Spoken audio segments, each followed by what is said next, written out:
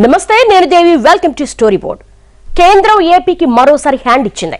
ప్రత్యేక హోదా ఇవ్వలేమని పార్లమెంటు సాక్షిగా తేల్చి చెప్పింది. మరోసారి ఆర్థిక సంఘాన్ని బూచిగా చూపిన కేంద్రం రాష్ట్రానికి ఆర్థిక ప్యాకేజీతో పాటు పలు మినహాయింపులు ఇచ్చామని చెప్పుకొచ్చింది. ఇక ప్రత్యేక హోదా కలేనా? ఉద్యమాలు పోరాటాలతో లాభం లేదా? ఏపీకి మిగిలింది విషాదమేనా? ఆంధ్రప్రదేశ్ కు ప్రత్యేక హోదాపై కుండబద్దలు కొట్టినట్టు తన వైఖరిని చెప్పేసింది కేంద్ర ప్రభుత్వం.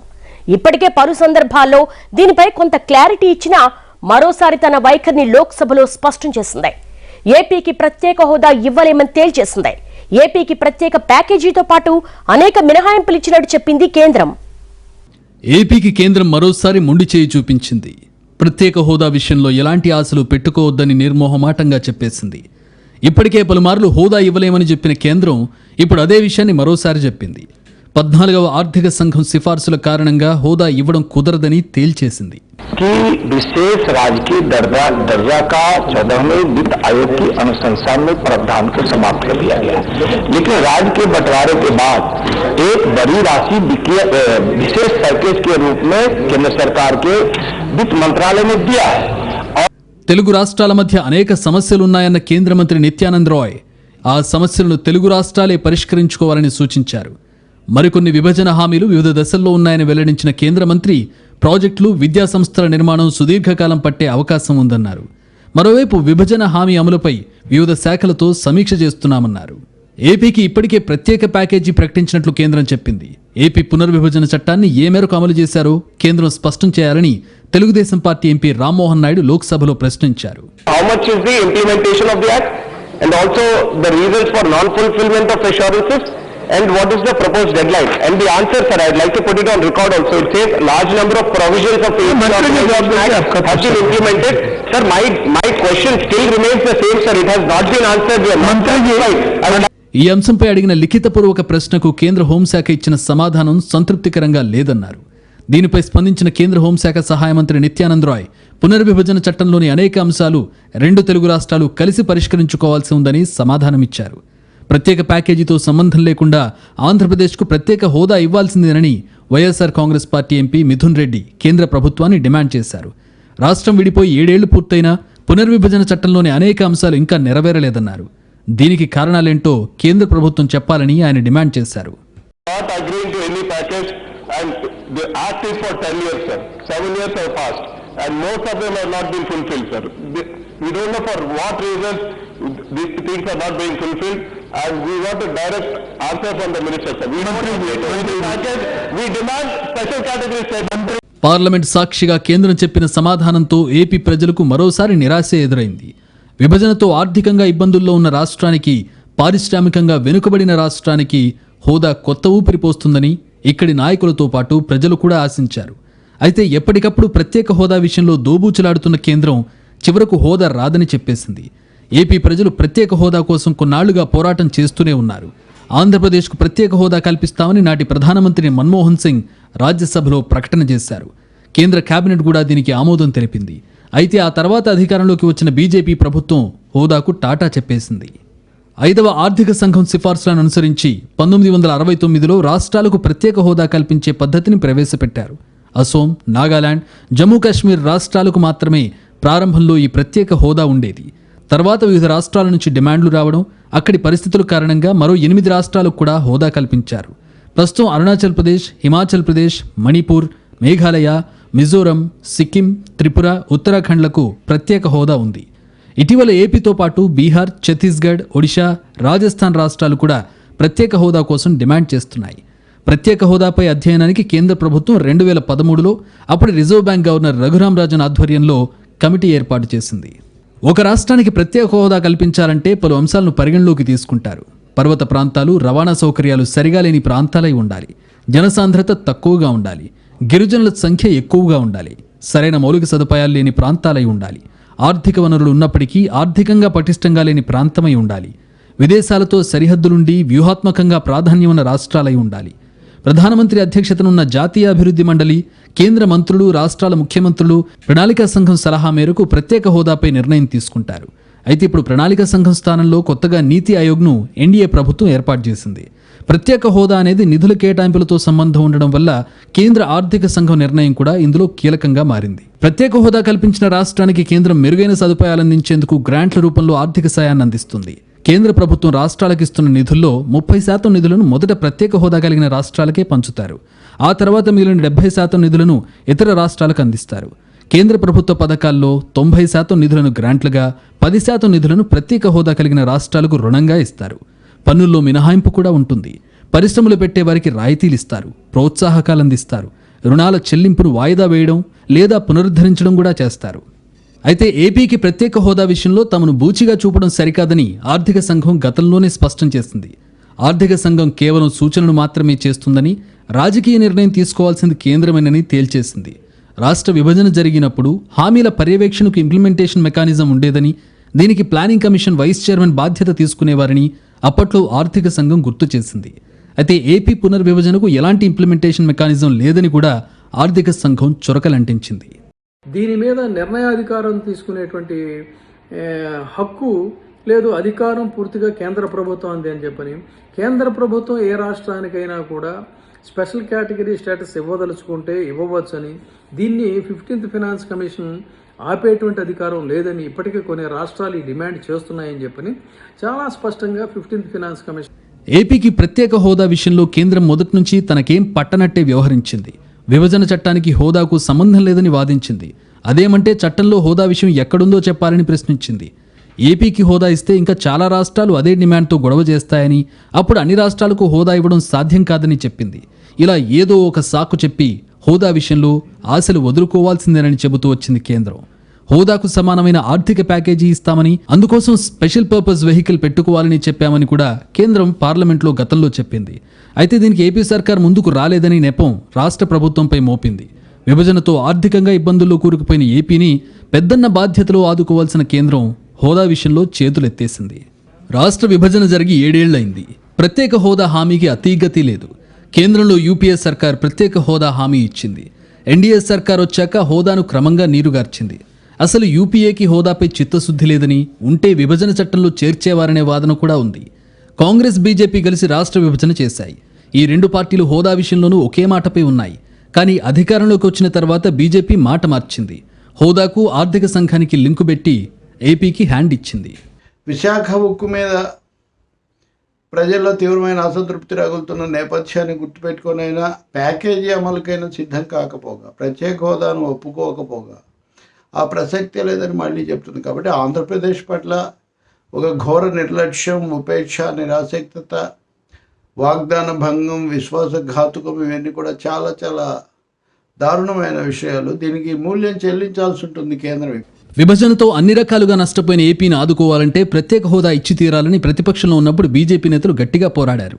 రాజ్యసభలో ఆ పార్టీ నేతలు అరుణ్ జైట్లీ, వెంకయ్యనాయుడు హోదా కోసం పట్టుబట్టారు. వెంకయ్యనాయుడు అయితే హోదా 5 ఏళ్లు కాదు 10 ఏళ్లు కావాలన్నారు. కానీ 5 ఏళ్ల పాటు ప్రత్యేక హోదా ఇస్తామని అప్పటి ప్రధాని మన్మోహన్ హామీ ఇచ్చారు. పార్లమెంట్లో ప్రధాని మాటకు విలువ ఉంటుందనే ఉద్దేశంతో అప్పుడు అన్ని పార్టీలు సరేనన్నాయి. కానీ పార్లమెంట్లో ప్రధాని లాంటి అత్యున్నత పదవిలో ఉన్న వ్యక్తి చెప్పిన మాటకు కూడా విలువ లేదని ప్రత్యేక హోదా అంశంతో మరోసారి తేలిపోయింది. 2014 ఎన్నికల సమయంలో నరేంద్ర మోడీ ఏపీ వచ్చినప్పుడు ప్రత్యేక హోదా విషయంలో స్పష్టమైన హామీ ఇచ్చారు.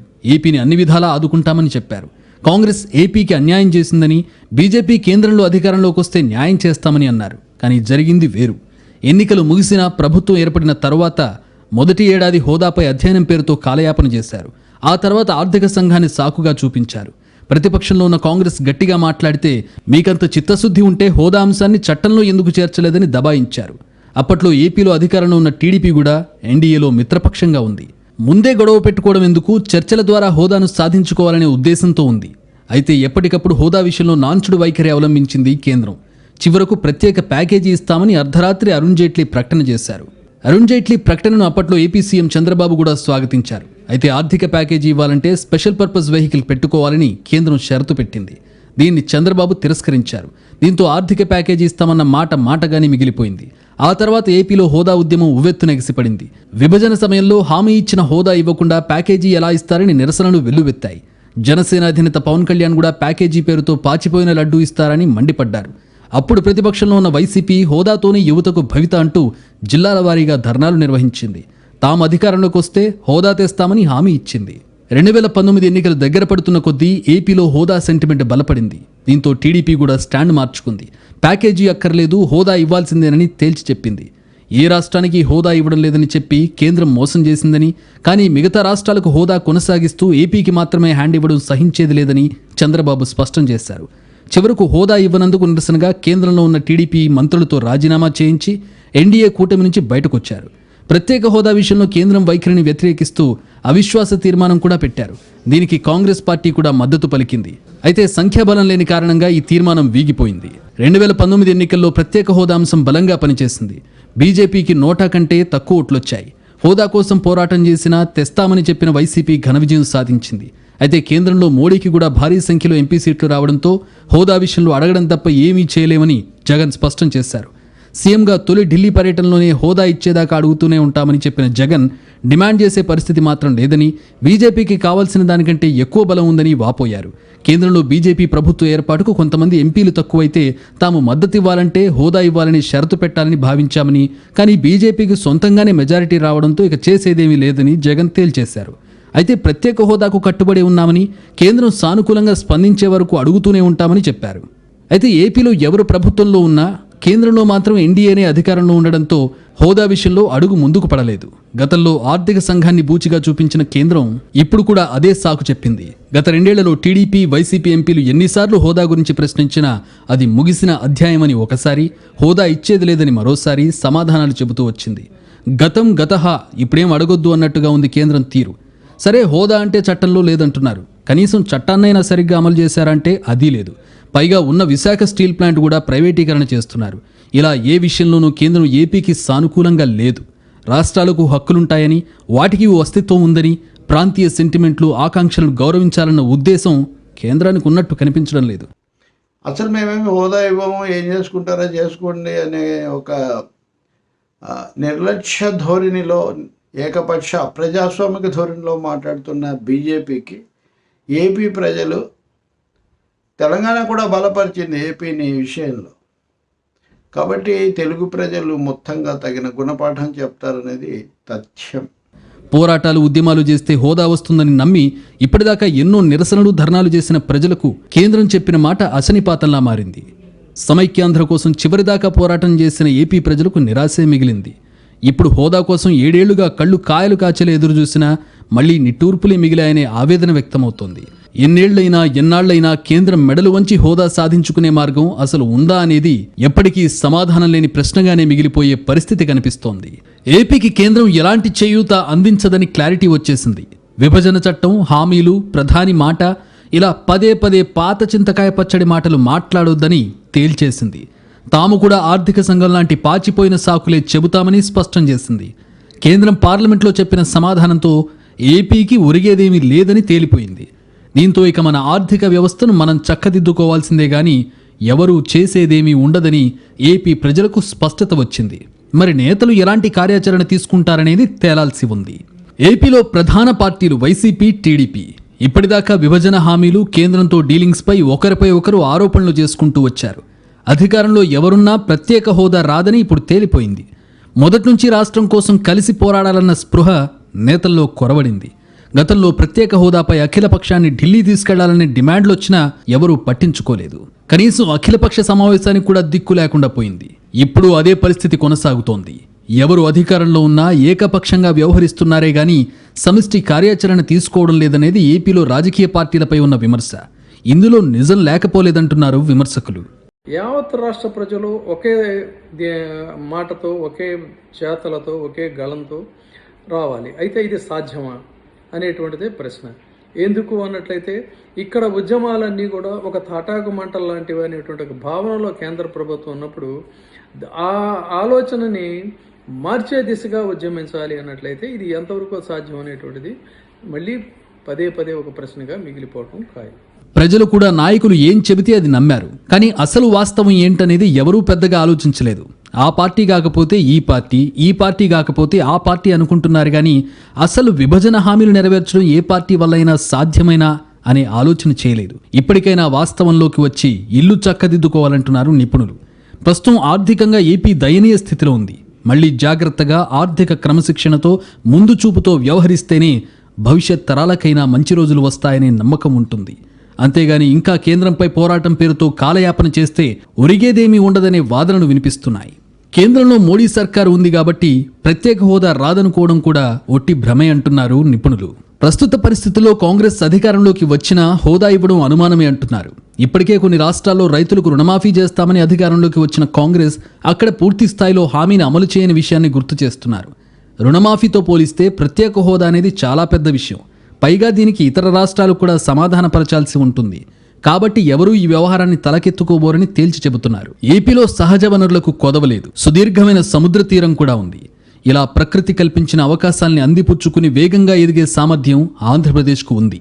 కానీ పాలకుల అవగాహనలేమి, ప్రజల అనాసక్తి కారణంగా 7 ఏళ్లైనా ఏపీలో ఆర్థిక పరిస్థితి మెరుగుపడకపోగా అంతకంతకు దిగజారుతూ వస్తోంది. ఇప్పటికైనా కేంద్రంపై ఆశలు వదిలేసి ఢిల్లీ నుంచి ఏదో అద్భుతం జరుగుతుందనే భ్రమలు పక్కన పెట్టి ఏపీ ప్రభుత్వం స్పష్టమైన కార్యాచరణ తీసుకోవాలంటున్నారు నిపుణులు. ఉన్న వనరుల్ని సమర్థంగా ఉపయోగించుకుంటూ సంపద సృష్టించే ప్రయత్నం చేయాలంటున్నారు. సంక్షేమాన్ని కొనసాగిస్తూనే అభివృద్ధిని కూడా పట్టాలెక్కిస్తే అప్పుడు ఏపీ ఆర్థిక వ్యవస్థ కోలుకుంటుందని చెబుతున్నారు. ఏపీలో అభివృద్ధిని వికేంద్రీకరించాలని ఇప్పటికే జగన్ సర్కార్ నిర్ణయించింది. కేంద్రంపై నిందలు వేస్తూ టైం వేస్ట్ చేయకుండా తమ శక్తి ఉన్నంత వరకు రాష్ట్రంలో అభివృద్ధి పనులు చేయడానికి ప్రాధాన్యత ఇస్తామని చెబుతోంది. పాలన వికేంద్రీకరణ ద్వారా అభివృద్ధి వికేంద్రీకరణ సాధ్యమవుతుందని స్పష్టం చేస్తోంది. ఇప్పటికే 3 రాజధానుల దిశగా కదులుతున్న ఏపీ సర్కార్ భవిష్యత్తులో హైదరాబాద్కు దీటుగా విశాఖను అభివృద్ధి చేయాలనే ఆలోచనలో ఉంది. మిగతా నగరాల్లో కూడా మౌలిక సదుపాయాలు మెరుగుపరచాలని చూస్తోంది. అనుకున్న ప్రణాళికను అనుకున్నట్టుగా అమలు చేస్తే 5 ఏళ్ల తర్వాతైనా మార్పు కనిపిస్తుందంటున్నారు విశ్లేషకులు. ఇప్పటికైనా అన్ని పార్టీలు రాజకీయ ప్రయోజనాలు పక్కన పెట్టి రాష్ట్ర ప్రయోజనాల లక్ష్యంగా పనిచేయాల్సిన అవసరం ఉందని చెబుతున్నారు. గతంలో ఎవరేం హామీలు ఇచ్చారు, ఎవరు ఎలా మోసం చేశారనే విషయాల్ని తవ్వుకోవడం వల్ల ఎలాంటి ప్రయోజనం లేదు. వర్తమానంలో మన పరిస్థితి ఏంటో చూసుకోవాలి. భవిష్యత్తు లక్ష్యాలను నిర్దేశించుకోవాలి. రాజకీయంగా కేంద్రాన్ని సాధించే పరిస్థితిలో ఏపీ లేదు. ఆంధ్రప్రదేశ్పై బీజేపీకి ఆశలు లేవు. గతంలో హోదా విషయంలో తాము మద్దతిస్తామని తెలంగాణ సీఎం కేసీఆర్ అన్నారు. అయితే తెలంగాణకు హోదా ఇవ్వాలని డిమాండ్ చేశారు. కేంద్రం తీర్చే పంచాయతీ సంగతి పక్కన పెడితే తెలుగు రాష్ట్రాల మధ్య సమస్యల చిక్కుముళ్లు చాలా ఉన్నాయి. ముందు ఆ సమస్యలు పరిష్కరించుకుంటే తెలుగు రాష్ట్రాలు కలిసికట్టుగా కేంద్రంపై పోరాడే అవకాశం ఉంటుంది. కేంద్ర ప్రభుత్వం అమలు చేస్తున్న పథకాల నుంచి సాధ్యమైనన్ని నిధులు రాబట్టుకుని ఏపీ ప్రభుత్వం ప్రణాళికలు రచించాల్సి ఉంది. అభివృద్ధి ప్రణాళిక విషయంలో అన్ని పార్టీలు ప్రభుత్వానికి సలహాలు ఇవ్వాల్సిన అవసరం ఉంది. ప్రభుత్వం కూడా అందరి అభిప్రాయాలు పరిగణలోకి తీసుకుని సమిష్టి కార్యాచరణతో ముందుకెళ్లాలి. కేంద్రాన్ని పదే పదే ప్రత్యేక హోదా కోసం అడగడం కాకుండా కేంద్రమే హోదా ఇచ్చే పరిస్థితులు సృష్టించడం రాజకీయ అంశమవుతుంది. అయితే ఇప్పటిదాకా ఎవరూ అలాంటి ప్రయత్నం చేయలేదు. అసలు అలాంటి ప్రయత్నం చేసే పరిస్థితి ఢిల్లీలో లేదు. ప్రస్తుతానికి హోదా రాకపోయినా ఏపీలో పారిశ్రామికీకరణ, ఉద్యోగాల కల్పన ఎలా చేయాలనే విషయంపై నిపుణులతో కలిసి మార్గసూచి రూపొందించుకోవాలి. ఏపీలో ప్రతిభకు కొదవలేదు కాబట్టి మొదటి విడతలో దేశీయ సంస్థలనైనా ఆకర్షించి చిన్న పరిశ్రమలు పెట్టించాలి. ఆ తర్వాత పెద్ద పరిశ్రమలు కూడా పెట్టుబడులు పెట్టే అవకాశం ఉంటుంది. రాష్ట్రాభివృద్ధి కోసం హైదరాబాద్ మోడల్ని అనుసరించాల్సిన పని లేదు. దేశంలో చాలా మోడల్స్ ఉన్నాయి.